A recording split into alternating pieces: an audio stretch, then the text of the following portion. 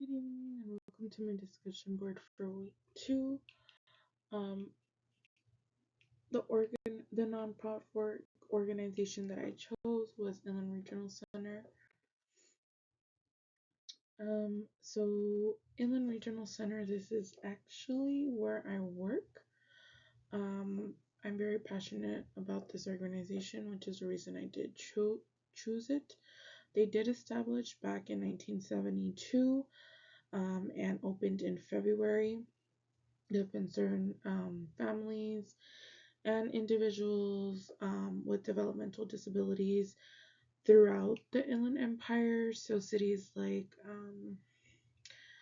Victorville, Hesperia, Adelanto, Barstow, Fort Irwin, Colton, San Bernardino, Riverside County, San Bernardino County, all the Inland Empire. Um, I will say that our regional center is one of the biggest regional centers out of all the regional centers. That was lastly what I would like to have stated from my last slide. Sorry.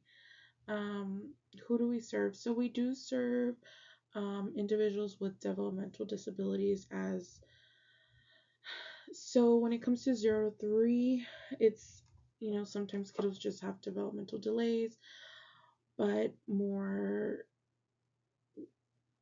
when they are transferred to the unit of the preschool unit, which is where they will remain with us for forever, for additional resources, like respite is some services that we provide, and co-pay assistance. They get a case coordinator that helps them with this, IEPs, if the kiddo's in school, etc. So, and there's different units based off their age, right? So some of the developmental disabilities that they do serve are autism, intellectual disability,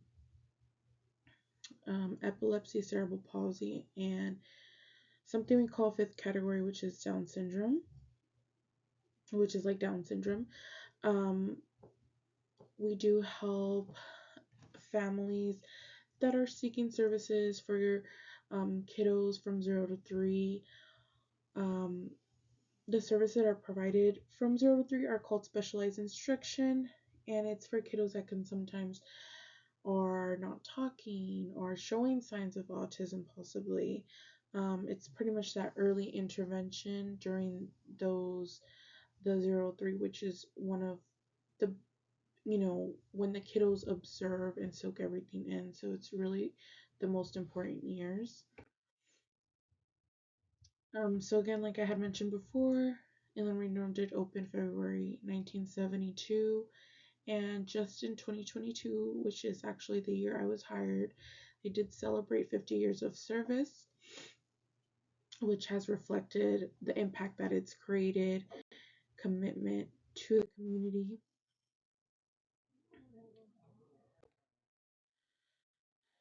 And again, throughout the years, it's increased like partnerships with local organization. Many vendors have also created additional resources to the community, to all the clients, and we have been able to also share some of these resources with the community. Um,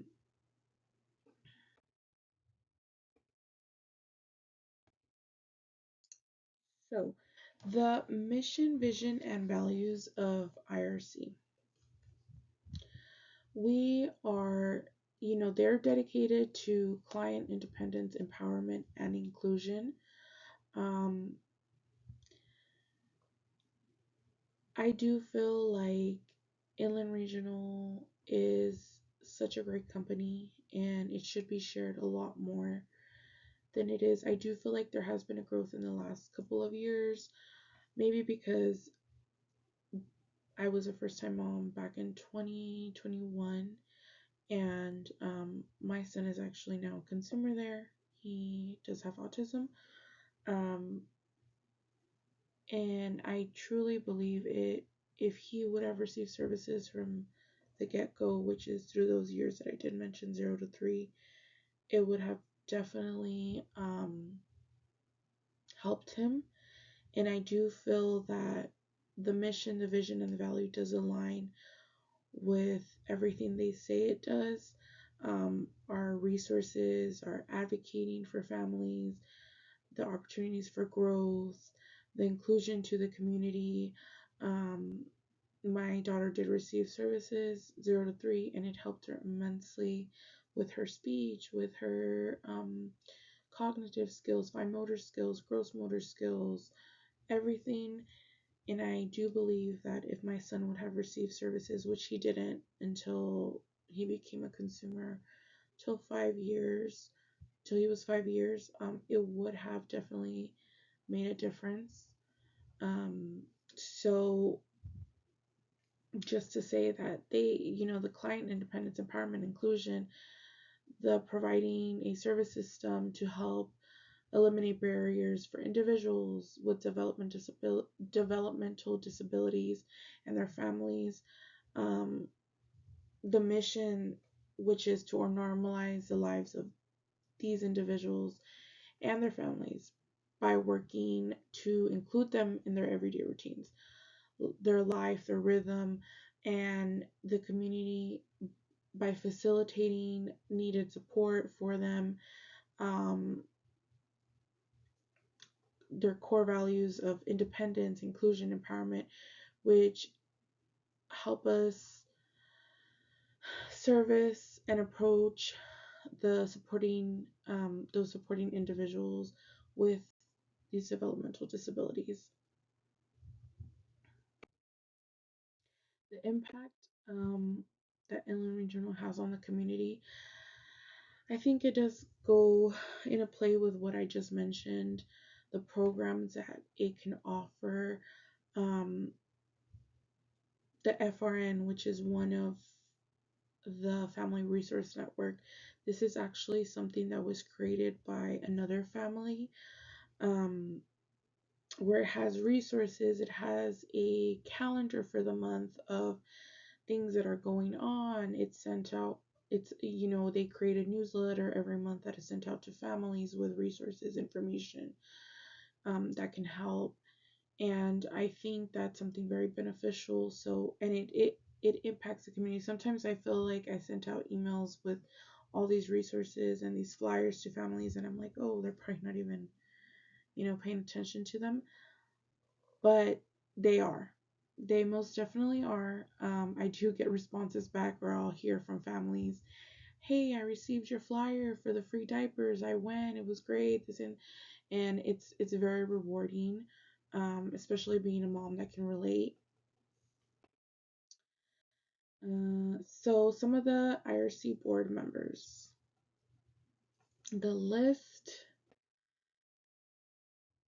and the importance that they bring. We do receive pretty constant communication from them, and they are great. As far as for the last 3 years that I've been with the company, they're really great. All the decisions they've made, it's thinking of all our consumers, of thinking the employees that work to service these consumers. So for contact information and resources, it's as easy as typing Inland Regional Center into Google or your Safari, and the first thing that pops up will be their website. And on there it has like options of applying for services, has information for our board of trustees, has towards the bottom of the page it will have the links for Instagram, for Facebook, and they actually do post an update on there. But again, thank you so much for listening. That was the end of my presentation. It gives a list of the board of trustees that is currently serving right now, which I will go through a couple of them.